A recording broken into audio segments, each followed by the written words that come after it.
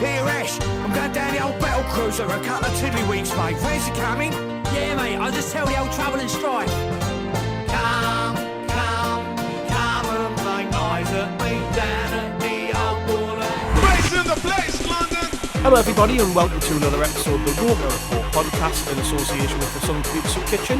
Gavin, you've joined us in the aftermath of Sunderland's 3-1 victory at the stadium, like a much needed win over Stoke City. Michael Beale's the least sweaty man in Wearside as he clings on a little bit longer, and we're going to talk all about this performance and victory and how much better it feels to be talking about a win. And I'm joined by Martin. Hello, mate. Hello, mate. 3 points makes a world of difference, really, doesn't it? It does indeed. And you're back on the other side of the world, aren't you? So you weren't there. So I think you're the curse, mate. You're not allowed back. I must be, yeah. No, well. Hey, you know what? If that's what it takes, I'll do it. I'll take one for the team. Yes. But we won. That's the main thing, isn't it? And like I said there, I think the most relieved man in the stadium will have been Michael Beale, who's been under fire this week. It's fair to say that's, been the case, and there's been a lot of a huge volume of negativity and sort of people wanting rid of him this week, and the club's stance never really changed. He's been allowed to crack on with his job on the training pitch and picked a team which went on to win the game, and I think the performance, to be honest, is the best one we've seen since he came through the door. It's probably the best we've played in a little while, and the players looked up for it, and it was just nice to see us win a game of football without any drama, really. I know there was the brief flirtation with them getting back into the game as they got a very daft, weird goal on the back of it just coming off Sealton. Then they maybe had a couple of minutes after that goal where they were putting a bit of pressure on us, and had they got another, then I would have been very nervous. But generally speaking, that was a pretty good performance all around. I can't think of a single player who didn't play well. I think generally the team played well as a unit for once, which it's been a bit like sort of relying on individuals recently, not so much a team effort. But overall, it was just a really pleasing win, wasn't it? And that's really what you expect to play like, and that's how you expect to win when you play a team who are right down the bottom of the league. And we haven't done that enough this season. So in that regard, progress, I would say, and like I said, a good 3 points. Very good 3 points, and as I say, it was a much needed victory, wasn't it? And Stoke were in a similar position to us in that they changed their manager, and I think Schumacher and Beale got appointed on the same day, didn't they? So they're kind of on the same sort of timeline, if you like, in terms of how they're implementing things on the team and all that sort of stuff. And I think Schumacher was somebody who Sunderland fans would probably been relatively happy with coming here. I was really happy for Michael Beale, to be honest. I know last week you and I sat after the whole game and we couldn't see any glimmer of hope whatsoever in the aftermath of that one. But we saw some today. We saw some good performances. We saw the players. I think the players were playing for him. We saw a bit of shape that we hadn't seen previously, and it was a convincing victory in the end.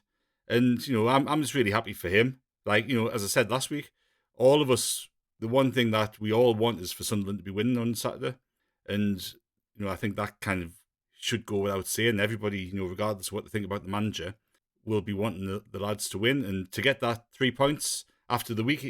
He's had that week where people have been jumping on every word he said, everything the club says, and putting an agenda on it, or putting a spin on it, putting some negativity on it. And you can pick holes in anything, but ultimately all that matters. What matters the most really is how we play on the Saturday, how we perform, and getting 3 points. And I thought we did pretty well. A game that kind of ebbed and flowed a bit, wasn't it? Like, I think we started pretty well, then they had a spell, and they had a few good chances where they could have taken the lead. And obviously, if that had happened, it would have been a different story altogether, wouldn't it? But thankfully, they didn't. And I'm just hoping that this gives a bit of breathing space to Beale, to the club, to get the transfer window sorted out, get some new players coming in, 2 or 3 new players coming in with a bit of bounce around the place going into the Borough game. And hopefully it's a game that can draw the line under what's gone on over the past few weeks, and we can look forward, because getting bogged down in every bloody word a manager's saying, every word that comes out. I saw people criticising the club for putting a statement out about Pritchard yesterday. Like, some people will just jump on anything to spin it out negatively, and I think we just need to move on from it. Yeah, I totally agree. I was on Friday Night Live briefly on our Twitter space Phil asked us, how I kind of feel about everything. And at that point, I was thinking about not even going to this match just because I don't really immerse myself in it too much. Like I've generally kept away from the social media and all of what's gone on.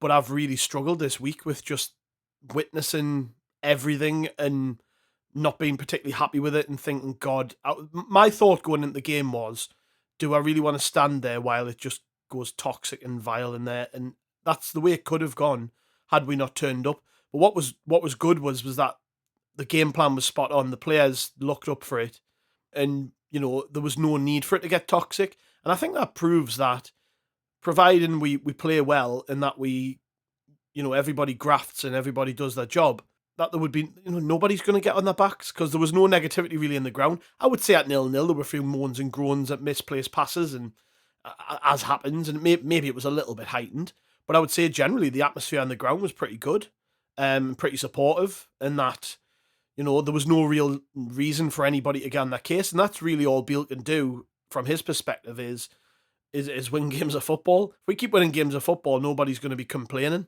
And I agree with you. I'm happy for him. I'm not in the camp who are just so viscerally hateful towards him that they just want him gone, whatever way is possible to get rid of him. I'm not in that camp. I didn't want him particularly. Still not convinced. One win's not really changed anything in that regard for me, other than that I think it's probably the best we've played under him, which is progress. There were things in the performance, and then you subsequently listen to Mason Burstow after the game talk about things they've worked on in training this week. I think the shape was slightly different, and we'll come on to all of this. But those are all things that we've done, and he's had a part in. So from that sense, yeah, I'm happy for him, because for me, as long as he's our manager or our head coach, his success is our success. If we're winning games and it keeps him happy and it keeps the fans happy, it's all good, And this may prove to be, it could be a pivotal moment in the season, because it could be really important for the way we go forward from here. It could also just be a footnote, really, and we go to Middlesbrough next week and get beaten. Nobody will remember beating Stoke. That's just the way things are. But as a performance, I was really, really happy with it. I mean, I'll go into the aspects of the performance I enjoyed in a bit, but the team which he lined up with, and I don't know about you, when I saw the team, I wasn't sure, if I'm honest, because I wasn't really convinced by playing Jensen Seal right back last week, and I was hoping for more width. He played again there. On paper, when you look at the team written down, it didn't look very different. Abdoullah came back in. Burstow started up front, who prior to today had never scored for Sunderland. So you're looking at that and thinking, bloody hell. So everybody who I was with in the pub groaned when they saw the team. You couldn't help but groan. And obviously the big news, kind of like an hour before that team was picked, was that Alex Pritchard has basically played his last game for Sunderland, has refused to be a part of the team which took part in the Stoke game, all to do with his own future, I guess. We know that they've offered him a contract. From what we believe, it's a 1-year deal on the same money. He wants a longer deal, maybe wants more money. He's got offers on the table. I presume there's been some sort of breakdown in talks, and then he's refused to play. So he didn't feature. And then you look at the bench, that gave an opportunity for some of the young'uns to come on. Ben Crompton came on the bench. Thomas Watson came on the bench. Obviously, Rigg got off the bench during the game. So it did create opportunities, but the team selection as a whole was largely uninspiring. And we'll come on to maybe why, first impressions don't always count, because when you watch the game, we did set up very differently, I thought, how we normally do, which, again, we'll come on to. But just to get your thoughts on the team selection, and then the news that Pritchard has effectively, he's going to leave. What did you make of that when you heard it? I think it's really disappointing. From him. He hasn't seemed very happy, has he, over the past few weeks? We've seen him being animated in conversations with the bench over recent weeks, and he's sort of cut quite a frustrated figure on the pitch on occasion. But he's somebody who's come back into the team over the past few weeks, and he's done well in recent games. But he's somebody who, obviously we signed him 2.5 years ago. Mm-hmm. And he's been quite important for us to getting out of League One, but he didn't really feature that heavily last year, and he was kind of on the periphery of things for large spells. And I listened to stuff Nick Barnes put out after the game, and his take on it is that, Pritchard wanted to leave in the summer. It wasn't the case of the club wanting him out. Pritchard wanted to leave in the summer and nobody wanted to sign him. So he's got a situation now where he's been offered a year's contract extension because he's, as an experienced player, he's influential around the place and all that sort of stuff. And he's turned it down because he's got better options on the table. And, there's a part of, you can understand it to an extent. If he's got, a 2.5 deal on the table elsewhere, he's got a game today, he's going to be leaving next week.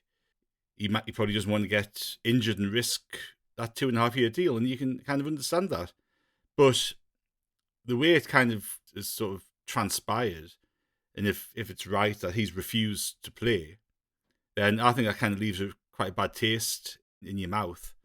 And it kind of sullies his whole time here at the club. I think it kind of it puts a bit of shade over his whole time. So it's a shame because he's somebody who, he obviously cares about playing for Sunderland. He's been influential on the field, hasn't he? He's been a talisman for us on occasion, certainly in League One. He was somebody, he's a one player who could pull something out of the bag at certain points for us. But yeah, I think it's a shame that's kind of ended like this, and he'll obviously be off. And now, where he's going to, we'll wait and see next week, won't we? He's been linked with a move to Turkey. He's been linked with a move to Birmingham to rejoin Tony Mowbray, which is kind of a strange one because Mowbray rarely picked him consistently, did he? So it's a funny one to contemplate. But I think it's just a shame. And I expected him to play against Stoke. I thought he'd be in the team. I thought Job would come out. But you've once you've got that established, and I think that that was probably clear this week that Pritchard wasn't going to be playing. I think Speakman saying that we'd offered him a year's contract was probably a preemptive strike to this news coming out. So it looked as if the club had acted positively before Pritchard decided to leave. But yeah, I must admit it was a sealed selection that I wasn't happy with. And I think when we spoke last week and Silt played against Hull, I actually really like him as a player. I think he looks a good player. He looks tidy. He can bring the ball out. I think he'd be a really, really good centre half. And I think, if I'm correct, we'll probably see that next weekend because Ballard picked up a yellow card at the end of the game. Or is that not right? No, somebody else looked into that, and I think one of the cards he picked up was in the cup. Which doesn't count that's good. Yeah, so he's on 9.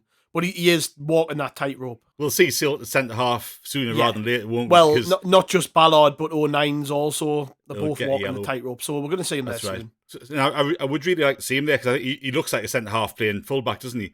And this is no slight on him, but I would rather see somebody else play at fullback. I'd rather have seen Pembele getting a run out because I think even against Hull for 10 or 15 minutes, however long he was on, we saw that width that he can bring. And, we seriously lacked width on the right-hand side last week, didn't we? So, yeah, I think that was the key thing. Burstow up front, I could kind of understand. We haven't had a striker who's really fired when they've been given the chance. Yeah, Rusyn got a goal against Preston. Hasn't followed it up since. Struggled a bit against Hull, but I don't think it was his fault. I think he was making really good runs. And I think, if you take Burstow's goal out of things yesterday, again, I'm delighted for him to get a goal because he's visibly struggled, hasn't he, at times? But, I think as a team, we're still unused to playing with a striker. So you've got a centre forward making all these really good runs. And if you watch Burstow and you watch Rusyn last week, off the ball and making some brilliant runs, and we're just not picking them out quick enough with that pass. So that's something that they obviously need to work on in training. I'm sure they are, because we've gone through such a long period of time without playing with a recognised striker. So we've had to adapt to a different way of playing. But, I think it was a full-back one that was the questionable team selection. But I think it was interesting when the team lined up because we had a different shape in midfield, didn't we? I think that was kind of the key change that we saw from the Hull game. Yeah, it was. It was more of a 4-3-3 than what we've seen recently. And it was Ekwah kind of going out to the right-hand side and giving support to Bar, which I found that was a really interesting one, particularly given Ekwah's mostly left-footed. There was a couple of times when he had to use his right foot and he didn't look comfortable. But it was just the way that we overloaded the sides, and Dan Neil played as that holding midfielder, Bellingham out on the left, and it's probably the best the three of them have played in a long time. Yeah, I would agree. It's the first time the three of them have looked really comfortable in that trio. We've seen it with Ekwah sitting in front of the defence, and I think you can draw a line under that now. He's not a holding midfield player, I don't think. No. You look at him here, he plays a lot further forward, and he has probably his best game certainly since we played Southampton, and gets a goal and is pretty influential. Job's best game in a long time. Obviously, people have been calling for him to get dropped. He plays a slightly different role and looks more comfortable. And then Dan Neil, I thought he ran the game from where he played. And I couldn't help but think back to the Stoke game last season where we got absolutely battered at the stadium. And the big thing coming up, I remember doing the podcast after the game, and we talked about how their midfield just overrun us. And I can't remember who the lads were, but I think it was Josh Laurent. Smallbone, wasn't it? The lad from Smallbone, yes. And Pearson. I don't think any of those players played today. They didn't. Just looking at their bench now, and Pearson was an unused sub. The other two, I think, obviously Smallbone's back at Southampton, and I don't know where the other lad is. So none of them played in this game. But regardless, when I think back to that game, I think about how we got overrun in midfield, and it was important that we got the tactics spot on in this one, because it's largely the same group of players we're playing against as when we last played Stoke.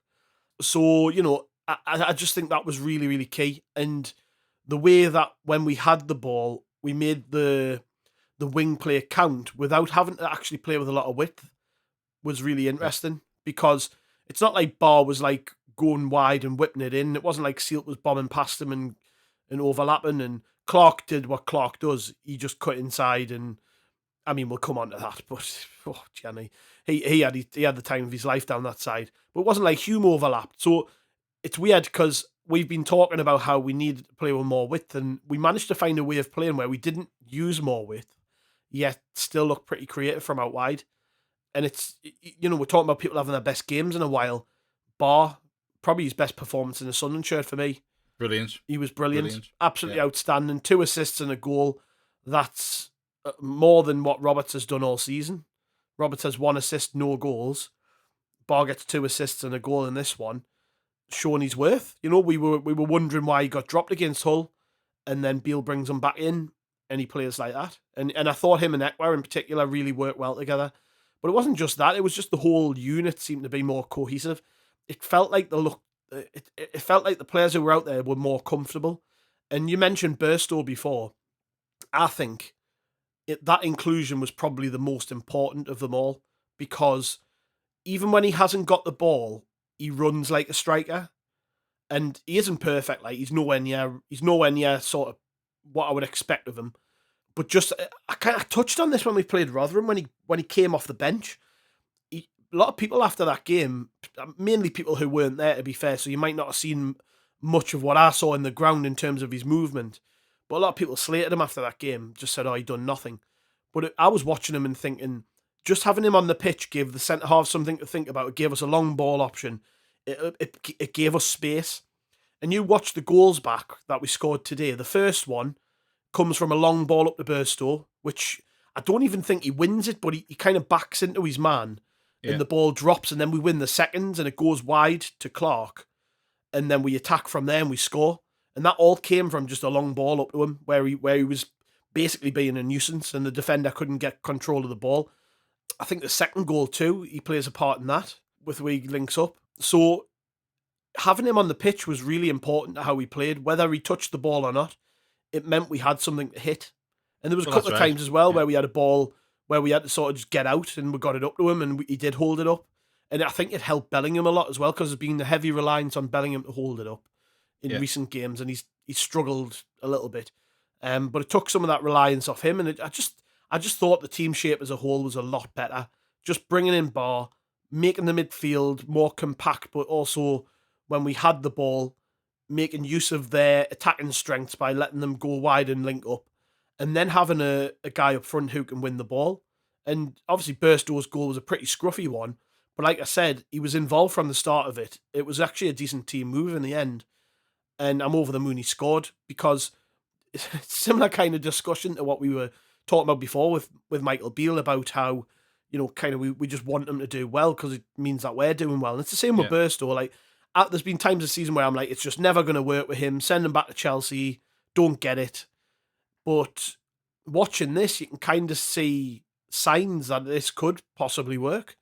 If we play like we did today in that style, I can totally see the sense in Mason Burstow being here. I know he's not our player, but we're kind of clutching at straws at the minute. And maybe he's come into form at the right time when they're maybe scratching around in the transfer market trying to find somebody. And from what Christian Speakman said, there's not a great deal out there. Maybe it's the right time for him to come into form and just show everybody what he can actually do. So yeah, I was really happy with the team shape. And like I said, I hope we don't tinker too much from here. I think we've really stumbled on something with the way that we set up. And I don't know what Stoke's preparation for this game was like, but to me, they didn't really have an answer to what we kind of had when we went forward. I thought they really struggled with the way we overloaded. They did, and I think it was a midfield shape that was interesting, wasn't it? As you say, with Ekwah playing sort of on the right and Bellingham on the left, and you kind of wonder whether that is part of, we heard about Beale not really liking width too much and preferring to sort of play in that inner third of the pitch, if you like. And having Ekwah on the right and Bellingham on the left enables them to come inside and cut inside. And obviously we saw that with Ekwah's goal to an extent, didn't we? Where he was on that right-hand side, was able to shift onto his left and get a shot in. I just had a look there when you were talking about the game last season. Stoke only had 2 players in the, bearing in mind it's less than a year ago, they only had 2 players who started the last game, the 5-1, in the starting lineup yesterday. Oh dear! And well, there's me saying it's not that different. Well, I know I was having a look at that because there was only Campbell and Wilmot, I think, who played yesterday, who played in that game. So you see the rate of change that Alex Neil had tried to put in at Stoke, and obviously it's changed enormously in terms of the starting 11. But we only had Patterson, Hume, Ballard, Dan Neil, and Jack Clark in our start. So we only had 5 players who started that fixture last year starting for us. Obviously, Bath, Ahmad, and Gelhardt have all departed. Pritchards driving down the A1 as we speak. Elise and Roberts are injured, aren't they? So, we've both sides were significantly changed from the fixture last season. Who played in midfield with Dan Neil that day, by the way? I can't remember. Pritchard. Dear me. You remember he set up as a 2 with Pritchard and Dan Neil, and we just got completely overrun. So, look, there's an awful lot of change, but I think when you're looking at signs for a bit of a blueprint going forward, I think that shape in midfield is absolutely crucial to get right. And that's been a problem, I think, all season. We haven't quite got that shape right. I thought Job put his best performance for probably since the Leeds game. I thought he was great. Well, if that's because his brother was there again watching him, bit of pressure. Well, he was at the Coventry game, wasn't he? And he didn't he didn't do too much. So never mind me being a bad omen. I was thinking Jude Bellingham was a bad omen. But look, I thought Job was great, and there was that point in the second half, wasn't he, where he did that turn, and he left 3 of their players for dead, where he sort of got the ball in the centre circle and progressed. And I thought he just showed some real touches of quality, and that was great to see. I think naturally with the 2 fullbacks that we had against Stoke, regardless of anything else that happens, regardless of team shape, regardless of instruction, you're not going to get that width because Hume's playing on his wrong side and Silt's a centre-half playing at full-back. Mind having said that, I would say Silt done pretty well going forward. That's the best he's looked going forward. He did. He tried to provide, but he's not going to provide it naturally, right? No. So it's going to be a thing he's kind of thinking about. He did that one overlap and run where he crossed it and it nearly hit the corner flag on the other side. Well, that's right. But, it'll be really interesting once we get... Now, I wouldn't be surprised at all to see a full-back arrive this week, because I think we need a left-back to fill the gap that, the injuries to Elise and Sirkin have left, because I don't think they're going to be back anytime. And Huggins, of course. And I think, if you put 2 genuine fullbacks playing on the correct sides into that system, you get even more out of it. Yeah, and I think absolutely. We're kind of seeing that shape that Beale will try to go for. And as you say, look, Burstow, I think all credit to him. I think he tried everything yesterday, got a goal, got his rewards, off the ball stuff was good. And, regardless of whether it's him for the rest of the season or somebody like him, I think that style of centre forward is going to be really important to how we play in this system. Yeah, absolutely. And look, I think, as I say, I've said it a few times, but credit to him, Michael Beale said after the game, Burstow was all in at Sunderland. He wants to succeed. He's out after training, doing his finishing practice. He's putting the hard work in. We've heard stories from training, haven't we, where, Burstow was scoring till the cows come home because he's such a good natural finisher. And we haven't seen that at all on the pitch until yesterday. And look, his goal was scrappy. it kind of went in off their defender, didn't it? But hopefully that'll give him a bit of confidence, and you could see in the celebration how happy he was to get off the mark. It must be a real weight off his shoulders. Yeah, there was. He celebrated pretty quickly. Then his teammates mobbed him, and then after he was mobbed, he faced back towards the south stand and was throwing his arms about, and just you could see there was a lot of frustration coming out in that. And to be fair, he came to Sunderland, probably thinking, given he'd been getting a little bit of game time with Chelsea in their first team, probably thinking he was going to just hit the ground running and be, I imagine he'd have set himself goals, and by this point in the season, he probably would have expected to have scored quite a few by now. Yeah. And he hasn't settled yet. And I'm not saying like this is the, this could just be it for him. You know what I mean? He might not score another goal for us.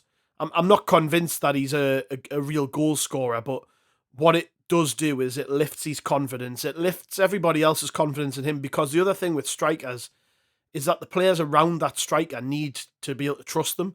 I think that was a big part of why Ross Stewart was so successful here, was because the players around him trusted them. They knew, we put the ball in that area, Ross Stewart's going to get it. Ross Stewart's going to do something with it. He's going to get us up the pitch. And that is such a big thing, that when you've got lads just basically rotating out of that position, as we've had all season, you can't build up that confidence and belief in one another and the style of play and the patterns and things, because the way things have been the last few weeks, Burstow could well get dropped against Middlesbrough. It wouldn't surprise you. But like I'm hoping this is it for him now when he kicks on, because I'm sure you're the same, and I'm sure most people listening, we're just sick of talking about this problem with strikers. And I will say this as well. You mentioned Burstow talking about things we've worked on in training, and it was noticeable the amount of crosses that Clark was making in particular. Yeah. He was trying to cross the ball a lot more than he normally would. And he was using the outside of his right boot. When Gooch was continually showing him onto his left foot, he was just using his left foot. Yeah. But he was getting balls into the box, and not all of them came off, but it was noticeable that we were trying to put balls in that area. And what I would say is that is the big thing. Anybody watching Sunderland this season can see the problem. We're not creating enough chances. We get into dangerous areas and we hang on to it and we play it all around the edge of the box, and then they get back and they get organised. And then you can't cut in behind and you can't make really simple chances for strikers, which is what we struggled with all season. But today in this game, I think it was noticeable. We were just trying to get the ball up with Burstow a lot quicker, and everybody benefited as a result. The other thing on Burstow I would like to add, and again, I mean, I've just watched the highlights back before we recorded, and maybe in the extended highlights you'll see a bit more of this, but for Barr's goal, Burstow's run is what really creates the space. So, Clark's hanging onto the ball, and in real time, it just felt like a really straightforward goal. Clark passes it, Barr runs onto it, goal, great.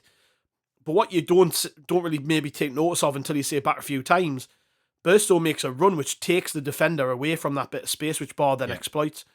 Again, those runs, that movement, that makes the rest of the team look good. And those were all things Ross Stewart used to do. And I'm not saying that we're expecting Burstow to be like Ross Stewart. It's just nice to have somebody in that position who does that. And we saw that a little bit with Rosen earlier in the season. I can't remember which game it was now, but he made a really good, I think it was Dan Neil's goal. But Dan Neil, when he lifted over the goalkeeper, there was a run from Rosen around the back, that's the type of run you don't get when you play O'Sheesh, Pritchard, Dak in that position. Right. It's a totally different job. You can put players up there who can get you the scrappy goals and all the rest of it, but that movement, that natural thing which strikers have, you can't expect that from attacking midfield players. So yeah, chuff for Burstow, chuff for Barr the way he played and the way he finished. It was lovely to see. It was, and you're right with Clark, and there was actually a few times where he should have shot, and he chose to cross it. There was once in the first half and once in the second, certainly, where it really opened up for him.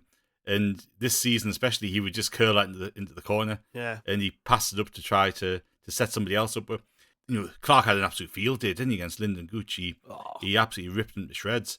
I saw the Wizards of Drivel podcast, which is a Stoke podcast on Twitter. They tweeted something along the lines of, is Lyndon Gooch a secret agent for Sunderland? It was something like that. With, pick your allegiances or whatever it is. Because it was bizarre. I thought he was a canny character and clearly loved Sunderland, but I thought it was right to sell him when we did. and you kind of watch that performance and think, yeah, you can see why we maybe moved on from him. I don't know whether the emotion of the occasion was a bit too much, and I felt sorry for him in the end. Clark rinsed, and that's the most I've seen somebody get done by Clark this season. He is, but he's playing against, probably the best, if not one of the best wingers in the Championship, isn't he? So he's got a hard task to. Yes, and he's not a natural defender. No, and Clark will have been well up for that because it's his old teammate, No, that's but right. it was just funny to watch because Gooch was like showing him onto his left foot continuously, and Clark was just knocking it past him and crossing it with his left foot. He wasn't bothered. It was like, all right, you're going to show us on my left foot, are you? Okay, I'll just get past you anyway. Yeah, very easy. No, I think that's Clark's most effective game for a while, and it was really good to see that we weren't just giving the ball to Clark and hoping he could do something. Barr was taking responsibility, and I thought, we touched upon it earlier, but I thought Barr was tremendous. Probably his best game in the Sunderland shirt, but even for his goal, it started off with him getting the ball and spraying out a lovely ball to Clark. Mm-hmm. And then he made the run, he pelted into the box to get to the end of Clark's pass. And I thought he had a great game. I thought, you could pick players individually, but as you said at the start, I don't think anybody had an off day. You've got, they've got the fullback situation, which I think, as we've covered, would be improved with having naturally sort of left or right-footed players playing there, natural fullbacks. Midfield shape was great. And, that's not to say it was a perfect performance. They had a number of chances in the first half to take the lead. And, really, I know their manager wasn't happy with their finishing. Yeah. Certainly after the game, was he? And I think against another side, we could have been 2-0 up before we scored. We could have been 2-0 down before we scored. Yeah. And I think you could, the same thing probably goes in a lot of Championship games, doesn't it? Where it's a team who actually takes advantage of a situation, gets to go on with the game, and the good teams will. But that game could have gone either way, and I think that might have just been the stars aligning for us a little bit, because Patterson made a couple of good saves. They had, O'Neill cleared one off the line, didn't he? And that was a brilliant clearance, that. It was. So I think we were a little bit fortunate to still have a clean sheet before we got that opening goal. Yeah, we were. Spoke a lot about how happy I am with the performance, but they had their chances. I'm looking now, they had 15 shots, apparently. I mean, it did feel like they had quite a few chances, but the other way to look at it is, whilst, yes, they had chances, our defence did its job, which, you haven't been able to say a great deal recently. Patterson, as you mentioned, had a couple of good saves, and 09 on the line. I thought Ballard was brilliant defensively again today. Their striker really never got a sniff, but they did have chances. And I think that's when we were talking about the shape before, about it being more of a 4-3-3, your traditional 4-3-3 with two central midfielders playing basically two positions, kind of going wide and playing centrally. The only thing with that is it does leave you wide open at times. And I think better teams maybe would have exploited that. But I think you're right. I think maybe one of the flaws of Beale's reign to date, bar this game, has been that, yes, he's tried to make us a little bit harder to beat, but we've substituted too much of the flair for maybe the boring side of it. And organisationally, it hasn't really worked. I think particularly when you're the home team and you're playing against whatever they are in the league, like 19th, 20th or whatever it is, you can kind of afford to take risks, I think. Because particularly in his position, like today, if he'd went out and we'd played really defensively, really rigid, like we did against Hull, really, like I know we had lots of the ball, but we never really looked like hurting Hull. Whereas with this game, I think we took a few more risks with the way we played. I think the players we've got enjoy that. You can see they prefer playing that way, like Ekwah and Barr in particular, and Bellingham. You can see they quite like playing on the edge. Sometimes they'll try those fancy flicks and the passes round the corner and stuff, and they don't come off, and then the crowd get on their case or whatever. But they like playing that way. They like to do that, because when it comes off, it's great and it's a good feeling. You could, especially when we went 2-0 up, the confidence just lifted, and they were trying things they would never have dared try at 0-0. So you do have to play on the edge a little bit sometimes, just to make sure that, when you play teams like, to be fair, Stoke are poor, they're shite. If you can't do it against a poor team at home, when are you going to do it? So I'm quite happy that, yes, we were wide open at times and they had chances, but I think when you go toe-to-toe with most teams, and this was the case last year, particularly in the second half of the season when we were playing against pretty much anybody, I felt like when we were wide open, but we went toe-to-toe with teams, more often than not, we came out on top because we're better than most teams when we do that. It's when we try to play a style of football that doesn't suit us that we look stupid and we make mistakes. Yeah. So, like, no, I was really happy with that, to be honest. I was really happy with just going out there and expressing ourselves a little bit more. And, yeah, I mean, that was a bit of a leg up with Gooch, to be fair. Like, I think Clark really just had the run of that side of the pitch. And it must have been surreal for the Stoke fans. He basically played probably as bad as I've seen anybody play this season against us. Bless him. And then gets a round of applause from the entire crowd in the Sunderland end and people singing his name and stuff. And he's crying as he walks off the pitch. And it just must have been surreal for them, because imagine like one of our players having the worst game of the season against the boyhood club, where, you know, it could have been worse for him as well, because there was that one where Clark robbed him of the ball and Clark probably should have scored. That's right, yeah. Could have been worse. And then, you know, you're watching him get a hero's reception from the home fans.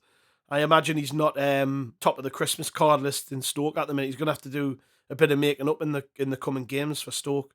But, yeah, generally, just a really happy performance, which it seems a bit weird after the week we've had. I can't believe we're talking like this.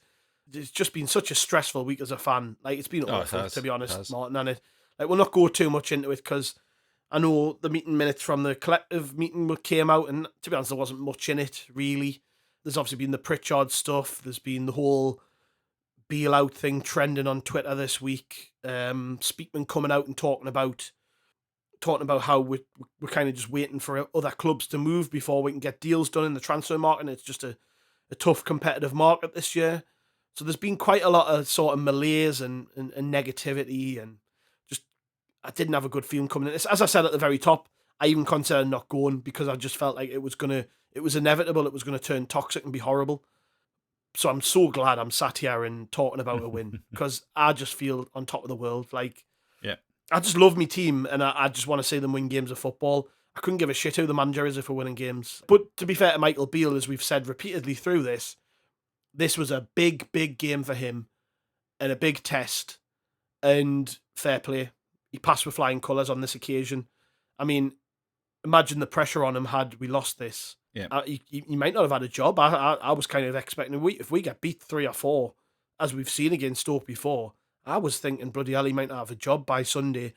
But we won. It totally changes the perspective on everything. And then we go to Middlesbrough maybe with a bit less pressure on us, or at least a bit less edge to our performance. And that's what makes this all feel a lot better, and how I'm sort of a bit more relaxed tonight. Well, it just means that you go in the Middlesbrough game just a little bit calmer, aren't you? Just a little bit. Yeah. Mm-hmm. You know, the players will be a little bit more confident, and they'll be confident more in the system that we're trying to play, and what, you know, the things that Beale is asking them to do. But, you know, we saw Beale come out fighting pretty much in his press conference this week, didn't he? He was on the front foot. He was putting his point across, and I think he was correct in a lot of what he was saying. I think people have picked up on a few bits, like the outside noise and all that sort of stuff, which I don't necessarily think he meant in a negative way about the supporters. It's just all of the buzz that goes on around the club and around football, and he's got to concentrate on his job. And that's you know, coaching the players and getting the best out of them. And, you know, I think we saw the team come out with a bit of fight against Stoke. I think they had the bit between the teeth, and we saw a sort of slightly different body language to what we saw against Hull as well. They were taking on the challenge and rose to the challenge. So, look, I think you take it for what it is. It's a good 3 points against a, you know, as you say, a pretty poor team. You know, they've obviously made the change of manager based on results. They're 19th in the league after the game against us. We're level on points with Coventry. Coventry is 6th, we're 7th. You know, it's not all bad, is it? So you've got a nice platform to go into the Borough game. And, you know, we could get on a nice little run, because after that we got Plymouth. And all of a sudden, you know, you and I talked after the Hull game going, shit, we got Stoke at home. We got stuff 5-1 off them last season. Then we're going to Middlesbrough. We never do well there. Then we got Plymouth. And to be honest, if we got beat against Stoke and you lose the Borough game, then talked about it, and we kind of struggle to justify keeping things the way they are. But, you know, you've got a bit of confidence in what we're doing now. And if we can go to the Borough game and get a point, like go to Borough and get a point, we traditionally don't do well there. But, you know, good performance, get a point, come into the Plymouth game, beat them, and all of a sudden you're looking towards the last 14, 13 games of the season, looking at those fifth and sixth places in the playoffs. I think the top four have gone, but you've got 2 playoff places to chase, and we're probably one of 7 or 8 clubs who are probably looking at those last 2 playoff places. Yeah, and you can get a little bit of momentum. And I think if we can get a couple of players in this week before the transfer deadline shuts, we said earlier, I think a fullback's probably required, and we're hoping a centre forward will come in, and probably another midfielder just to reinforce that central midfield side of things. But if we can get 3 players who are ready to step into the first team and perform, then you're looking at the rest of the season going, if we can just let things calm down, and hopefully this result buys everybody some time, just calms things down, removes that noise, as Michael Beale would say, just dampens that a little bit, and concentrate on the football, because bar the Newcastle debacle, they've kind of earned our trust with the vast majority of things that they've done over the past 3 years that they've been here. And there's got to come to a point where we kind of just trust them on this and go with it and see where it takes us. Because as we've said continuously, ultimately, if we win on the pitch, then everything else becomes relatively irrelevant.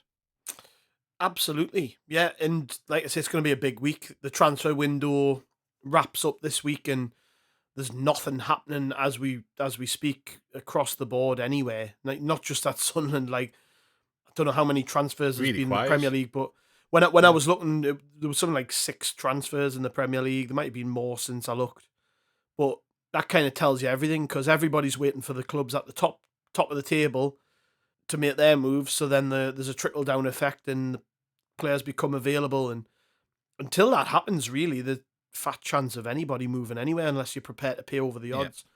So but yeah, I imagine that's going to ramp up as we get closer to deadline day, maybe even on deadline day. So there's that coming. The Middlesbrough game, which is it a derby? Isn't it a derby? I don't really care what it is. They think it's a derby, and I always say this, but as long as Middlesbrough take it like a derby and prepare for it like a derby and then play it like a derby, we have to be up for it, whether we think it is or not. So that's a big game. That's a massive game. It's a big game for Beale, because if we go there and we can't follow up this great performance with another great performance, and I would still count battling and getting a point at Middlesbrough as a good performance, because away from home against a team we normally struggle against a team who are going to be doing everything to beat us because they really want their 3 points, I would class a point as a good result if that was the way the performance went. So, if we get 4 points out of these 2 games, we've got 3 already, I'd be pretty happy with that. And I think it's good going into the rest of the sort of season after the transfer window shuts. So it's a massive week, because if we go to Borough and we don't turn up, like I said, it puts all that pressure back on Beale, back on the club. The feeling's all negative again. Because you know what it's like when things aren't going well on the pitch, it heightens the frustrations about everything. And like there has been that feeling over the last week or so where, because we've been in bad form, just everything which has come out has just been so negative. And I can understand some of it, like definitely understand some of it. But what I'm saying is that you do kind of forget about these things when you're winning games, because all people we're sitting here now, and me and you are buzzing because we're talking about Sunderland winning a game. Like, ultimately, that's all I'm really asked about. I just want to see my team win games of football, no matter how we get there. And that's the same for the vast majority of people. We're not. You kind of do get bogged down in all the off the pitch stuff, and it's only really been sort of the last 5 or 6 years of my life where I've really been that embroiled in it. Maybe towards the end with Ellis Short, and then during the Donald era, and then this. But it kind of feels like you do get really into the stuff off the pitch. And I said it privately, like last week. Sometimes I just wish I was like a normal fan where I can just turn up, not have to read anything on social media, and then watch the game, and then kind of go home, and that's it. Because it does get a bit like that. You do get bogged down in it, and it does make you feel a bit more negative about everything. And I totally get why people feel that way about the club, and why they do pay more attention to the off the pitch stuff, because it does matter. You want the best interest of the club to always be at heart when it comes to the way things are done. And it did feel like everything was sort of blending into one, where you had all that negativity from the Newcastle game and the way that the club handled just about everything on that day. You had the fact we got beat in that game, which obviously everybody has to live with. You've got to go into work and see your friends and your family who are Newcastle fans and take the shit as we did. And it just kind of, it does put a dampener on everything. And then we go and we lose against Hull. And who did we play before Hull? Ipswich, there we go. Which we actually played okay, but we threw away a 1-0 lead. So all that negativity, it's all kind of coming into together. Then on top of all that, you've got the Beale thing where, pretty much nobody wanted him to take the job in the first place. He's then doing press conferences and getting asked questions and coming out a bit defensive because, rightly or wrongly, he's been getting a lot of stick. And to me, I said this on the Twitter space the other night, so this is nothing new. But, if I had to read people, well, I've seen people wishing death on him. I've seen photoshops being shared of him with a noose round his neck. Yeah, My family had to say all that shit online, then I wouldn't be happy either. So I kind of understand him coming out and defending himself. Whether he said the right words or not is another thing, but I don't blame the man on a human level for defending himself. So all of that has kind of just clumped together and really put a dark cloud over the club coming into the Stoke game. Yet 3 points and a decent performance, and all of a sudden you're kind of thinking less about that. And you're thinking about, imagine we win against Borough and we sign some players this week. And what a difference 3 points can make. I'm just so happy with what we've seen. I know I've rambled on a bit there, but I more importantly than anything, I want to see Sunderland win games of football. And it's been a good day. And I'm sure there'll be bad days this season coming up. But hopefully we have more good than bad. And we stay about where we are. We're kind of just outside the playoffs, level on points with Coventry. That's where we need to be. Because if by the end of the season we're in those playoffs, then everyone will be happy. And maybe Michael Beale, maybe he might get a stay of execution and maybe get to prove himself a bit more. I've kind of shifted. I was never against Beale. I wasn't necessarily for his appointment, but I wasn't in the camp that a number of people seem to have been, in terms of he was the devil incarnate and he was the worst person in the world you could possibly imagine taking over. Like, you'd think you'd appointed Fred West or something. But I'm kind of back. I really want him to succeed now because of all of the shit he's had to put up with and all of the that volume of negativity. I really want him to succeed now. And I think if he, I think he'll earn a lot of credit in people's eyes if he continues to stand up to it and get results and turns this around, because it'll be a remarkable turnaround if he can. It would be unprecedented. I don't know about you, but I can't think of at any club a manager getting that level of negativity from the off. No, has it ever happened? Never mind, has it ever happened? Has it ever happened and they've managed to succeed? There probably maybe a handful of examples, but I can't think of it at a big club. I can't remember anything like this.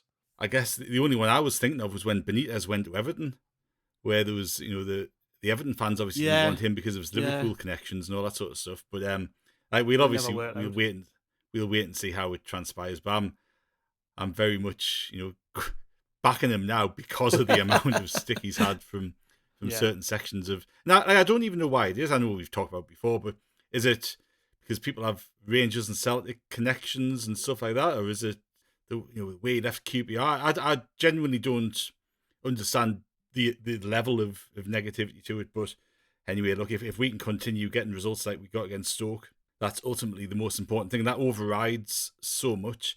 Like, you look at the Newcastle game and the fallout from that. If we'd beaten Newcastle on that day, there'd still be a bit of fallout, but it wouldn't be anywhere near the level of fume that you get because we turned in the performance we did. And look, there's off-field stuff that we talked about at the supporters collective meeting in midweek, which, as you said, there wasn't anything revelationary to come out of that. It was all fairly bog standard stuff and bog standard responses and all that sort of thing. And I think Red and White Army had said they're considering chucking it all in if they don't get some level of action from the club. I think that was probably the most notable thing from the whole meeting, really, because the club aren't acting on what they're hearing from supporters. So you kind of would much rather it wasn't lip service and it was something productive. So hopefully that'll prompt some productivity from those meetings. But look, if we're winning, all of that, I say, it's not completely insignificant, but it's relatively insignificant. There's obviously those issues with the club shop and the ticket office and the strips and all that sort of stuff, and they're relevant. Of course they are. They're important, but they get magnified, don't they, if things aren't going right off on the pitch, and few wins makes a world of difference. It does. Well, we'll be doing a transfer window deadline day live special on Twitter, probably for the last 3 hours of the deadline on, is it Thursday? I think I think it's really badly prepared here. But on deadline day, we will be live on Twitter doing a live podcast. There'll be more than just me and Martin. There'll be a bunch of us on that one, and you can even get involved with that. So we'll be firing up the links for that in the days leading up to deadline day. So make sure you get involved with that, because they're normally good crap. Then we kind of react to things as they're happening, and rather than you listening to Sky Sports News talk about what's happened at Man U and Liverpool and all the rest of it, you can stick that on mute and you can listen to us instead.